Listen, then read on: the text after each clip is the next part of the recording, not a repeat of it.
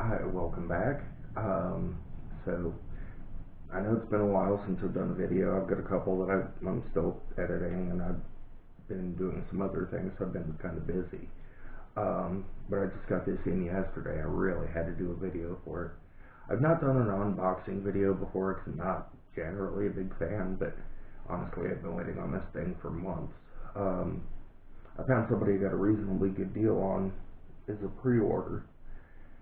But we have the Masters of the Universe, PowerCon, Faker, and Dupli-Cat.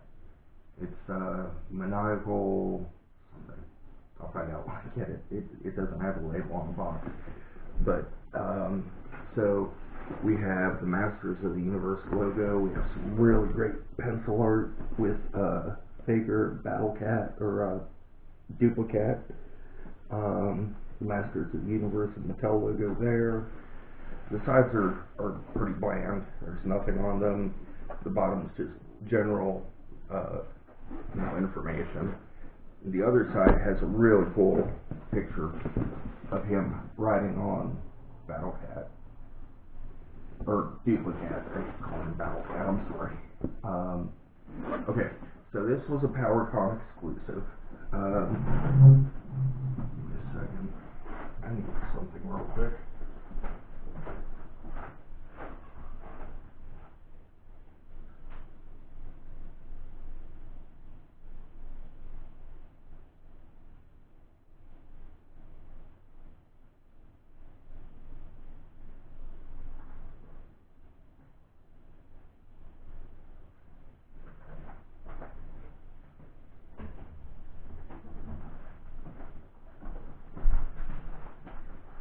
Alright, I'm back. I'm sorry about that. Rule number 9, never go anywhere without a knife. So, we're going to open this up, and we are going to take a look and see what we have. So apparently it's upside down, or backwards. Little cardboard fold-out thing. Maniacal Mimics, that's the name of it. Alright. So, come on. What's a tight fit in here? Oh yeah, that looks great. What? That looks really, really nice. So, alright, we had, oh! Okay, so on the back, instead of the usual top half that has the art, and then they have the cross cell down here, this whole thing is an art. Okay, so we have a couple of the monsters that kind of came with the Battlefield Warriors 2-pack. We have Flying Fist T-Man, which apparently is going to get released at some point. We have Faker and Dupli-Cat, Snake Mountain. I don't recognize the girl. Maybe we're going to get new characters in this line. Okay, so this is a new character for Faker, the mount, and then if you'll notice the face looks a little bit different. It's because it's actually based off of the Leo release of Faker. Leo is a company that had the license for Masters of the Universe in India. I'm trying to not damage the box because honestly this is the coolest looking box since Scarecrow. Looks like it's just held on with a piece of tape on each side. But I'm trying to keep this box because it is just so cool. Alright. Let's get you out of here and take a look at you and see what we have. The cardboard inserts, I throw back in. It helps the boxes keep their shape. Alright, so it would have been nice if he had a helmet, but he apparently doesn't.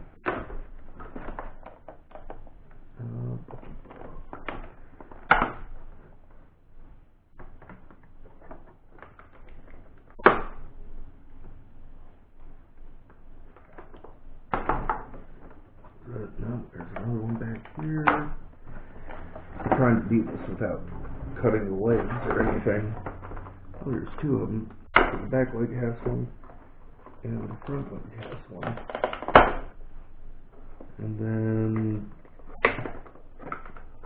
the feet guards, or mechanical paws, or whatever that are, have a couple also. Well, they put this in here, didn't they? Couple on the saddle.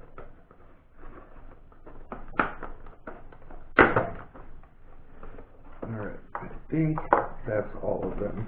So the way I do that is I run the blade sideways and then just twist it so that the edge will catch the plastic and release it. That way I won't really damage anything with it. Alright. And, oh, Baker's got at least one. Well, at least two. There was one on the sword. I hate these things.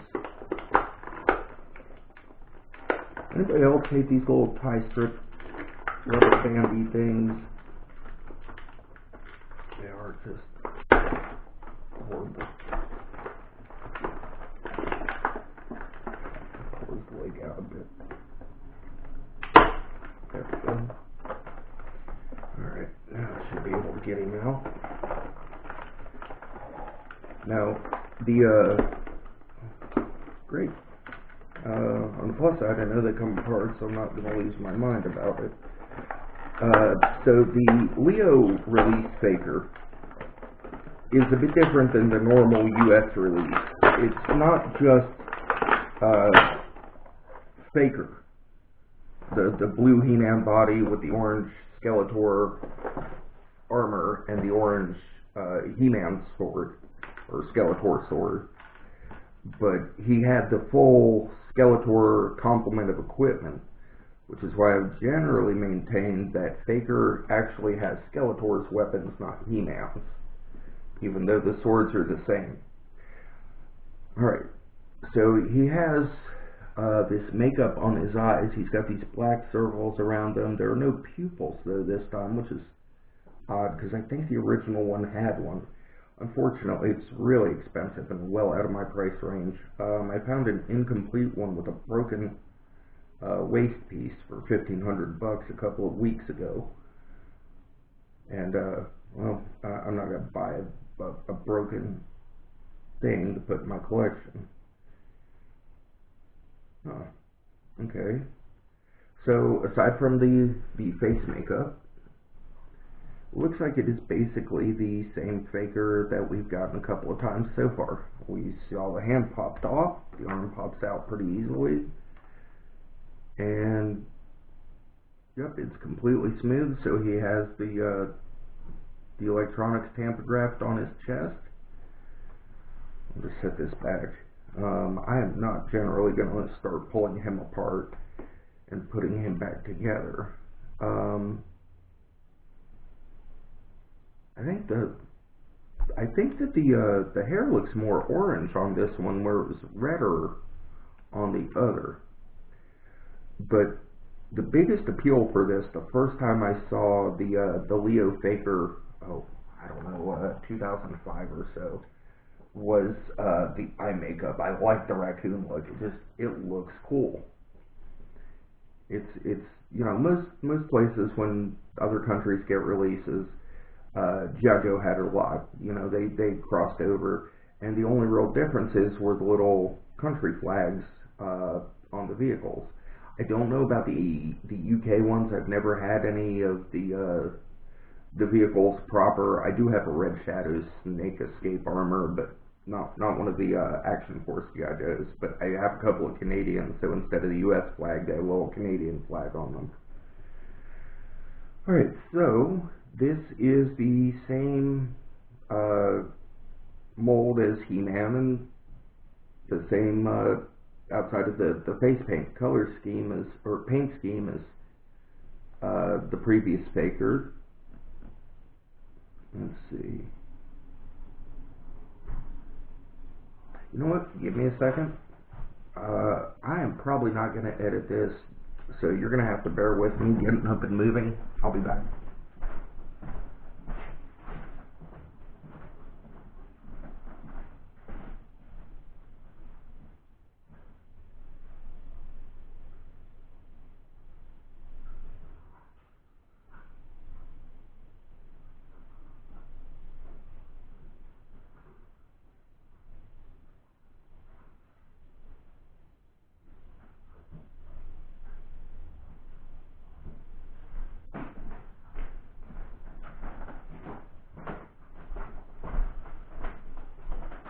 Alright, so I brought Battle-Cat so we can compare Dupli-Cat with Battle-Cat later.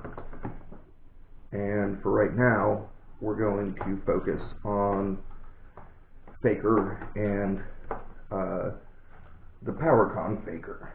Why are their legs all twisted? I mean, honestly, if he walked like that, his paw would be broken. Okay. Yeah, so on the PowerCon, the hair is more orange. So it's not just a simple repaint, but it's very close. But you can see that, I mean, even the shades of orange for the armor and weapons are identical. So it's just a new paint job on the hair. There's the PowerCon one orange, the single card release in red. But even the purple matches. Let's see, same black belt. Probably should have gotten Skeletor as well. Okay, so yeah, it's a slightly different head paint. It's more orangey, and then he has red eyes and the black makeup around his eyes, and then the green eyebrows. And the green eyebrows are a little odd. I didn't notice them at first. I actually later thought they were gray when I first saw the figure. Let's see, if it was 2005, that would make it about 16 years ago, give or take. My memory's a little fuzzy, especially on something I've never had.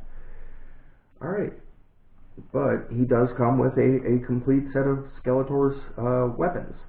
He's got the Havoc Staff, the belt, which are missing, and really it improves the figure that much more. Nice solid construction. Let's see. The blues, yeah, even the blues look alike. I mean, at least to me. Yeah, the blues look alike. So basically, it's just a different paint for the head. And I'm still not entirely sure. Because sometimes it looks like the hair is molded, and sometimes it looks like it's part of it. And I've never been positive. Now, I could just pick away at it, but if you look along the edges of the hair, it looks like it's a piece you can pop off. So I would bet they molded it in a slightly different color orange. The orange doesn't quite match the armor, but it's certainly closer than the red we got on the single card release. Now, as I've said, you know, Faker is one of my two favorite figures. Well, I guess two favorite is a bit misleading. I have several that I really, really like, and Faker is always going to be at the top of that list. Dupli-Cat. Dupli-Cat is interesting. So there is a guy who does really great custom work called Joe Amato on, I know he's on Facebook. I'm sure he's a member of various Masters of the Universe groups. And I've talked to him a couple of times about doing a custom thing for me, but I ended up doing it on my own. It was the Bugs Bunny Boba Fett I did in one of my Boba Fett review videos. But he originally did, and he's since done other ones as well. He did, he called him Copycat instead of Dupli-Cat, but he did this one years ago. It didn't have the claws. It's actually a bit better detailed because, like, the back hip was missing a patch of fur, and you could see the electronics in it. There was wires and broken metal. It looked really, really cool. This is alright. This looks like a fairly live version of another race of Battle Cat's tribe. So if we compare the two, you know, we have the claws. The claws fit on really nicely. They just kind of clip on. They're not loose. They don't wobble. They add a little bit of extra depth because you have all these little wires, and you know, it kind of looks like joints here and here. The big silver claws. Yeah, so that fits. And when you look, it's got, you know, a little notch here for the toe, or the big toe paw, and so it's definitely left and right specific. Is there marking on here to tell which one? Probably not. No, it's okay. You'll figure it out. It's easy. Okay, so Copycat. Like I said, Joe Amato did Dupli-Cat. I think he said about 10 years ago, and he's done others for Trapjaw and Beastman, and they all look amazing. The guy does really great work. So it was kind of funny, and people have basically been, you know, aggravating him since about Mattel using his thing and not giving him credit for it, which I get. You know, it's a custom, it's their IP, blah blah blah blah. Legally, I suppose they went about it the correct way, but honestly, from an ethical standpoint, they could have thrown him a bone and maybe credited him, or, you know, even given him one just as a thank you for the idea, because I'm sure they didn't come up with it on their own. I mean, it's been floating around for, you know, a decade. Let's see. Battle Cat, Copycat. Let's see, we have the jaw hinge, yes. Ball joint on the head. Mine feels a little bit looser than Battle Cat. We have the up-down neck joint, up-down neck joint. Hips go up and down, don't really go in and out. Same with the back ones. Then we have the knee articulation and the tail articulation. I thought these legs kind of moved in and out a little bit. Apparently I was mistaken. Yeah, okay. And then of course it's the exact same saddle in a very close to the weapon and armor orange, but not quite. It's a bit more pearlescent. It's kind of shiny. It's also harder. Let's see. It's possible it's the same type of plastic with a little pearl thrown in as the sword, but it's unlikely. It feels like it might be a little bit harder, but it's a good solid plastic, similar to Battle Cat. And then he just kind of sits up here like that. I wonder, can I get the, okay, I can. So I don't want to get that all bent out of shape. It would be kind of cool if they had added a couple little things on the saddle so they could stash a sword or a staff or something. But this is the Manical Mimics Faker and Dupli-Cat. And by the way, if any of you runs across one and wants to sell me a Leo Faker, a vintage one, you know, I'm in the market. I just can't swing $1,500 bucks, but you know, hit me up, we'll talk. Maybe we can come to some kind of a trade arrangement or something, or I can, you know, make payments for the next 3,000 years. I think I'm gonna keep the claws on and keep them displayed like that. I kind of like those claws. Actually, kind of hope they come out with more. They remind me of the Battle Cat from the 2000 series line. You know, he had the little face mask instead of the full helmet, and then he had these claw pads it's just kind of missing the big shields on the sides, but you know, I like this. Mine has a little paint blemish right here. It looks like they missed some silver, slopped some blue on it right there. But otherwise, looks pretty good. He's got little orange pupils. I would assume, you know, they're lights. I mean, they don't actually light up. It's paint, but he is, I would assume, a robot the same as Faker, and not a cyborg like the one that Joe Amato actually did. The robot I'm okay with. I do like the cyborg that Joe did much better, but this isn't bad. I'm a little annoyed at Mattel for the way they, you know, just kind of ignored him on this, because yes, I get it's their property, but I mean, honestly, it was his idea. He's thrown it out. You're making money off it. You could have just thrown him a bone. He seems like, you know, we've talked a bit. He seems to be a fairly reasonable guy. I'm sure you could have came to some kind of arrangement that wouldn't have cost, you know, your multi-billion company thousands and thousands of dollars. He'd probably just been pleased to see his name on something, something official. But anyhow, I've always wanted a Leo Faker. I like the full Skeletor armor. Really glad I got this. The guy I got it from I got his pre-order. Mattel's pre-order system is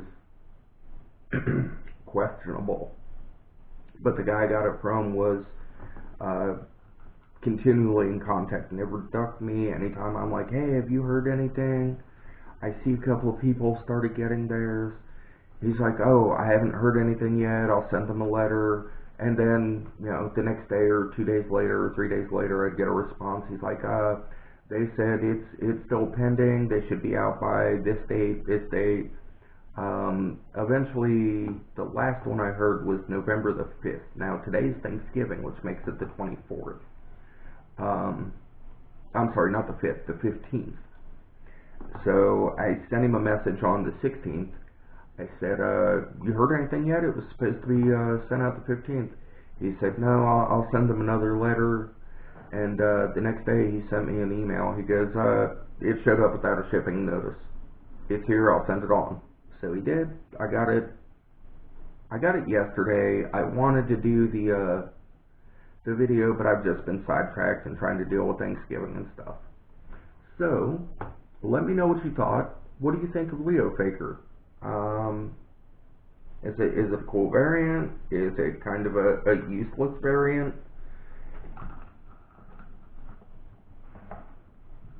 What do you think of Dupli-Cat?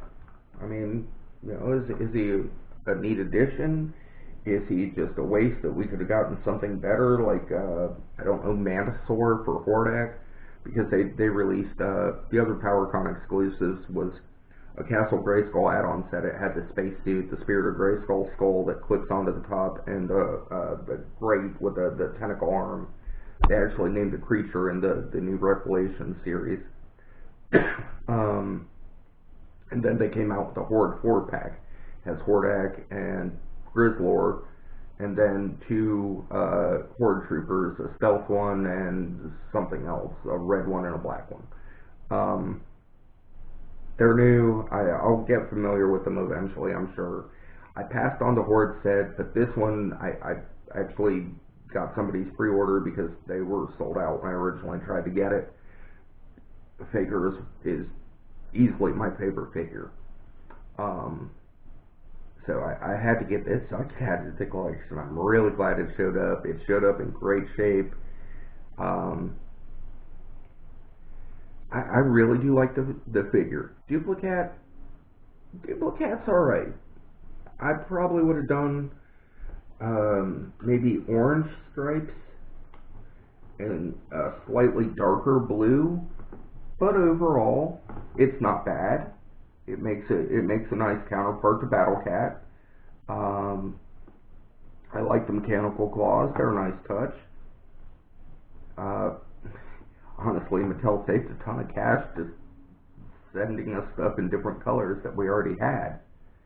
So this was kind of a no-brainer for them to do. I see why they made it a Comic-Con exclusive, or a PowerCon exclusive.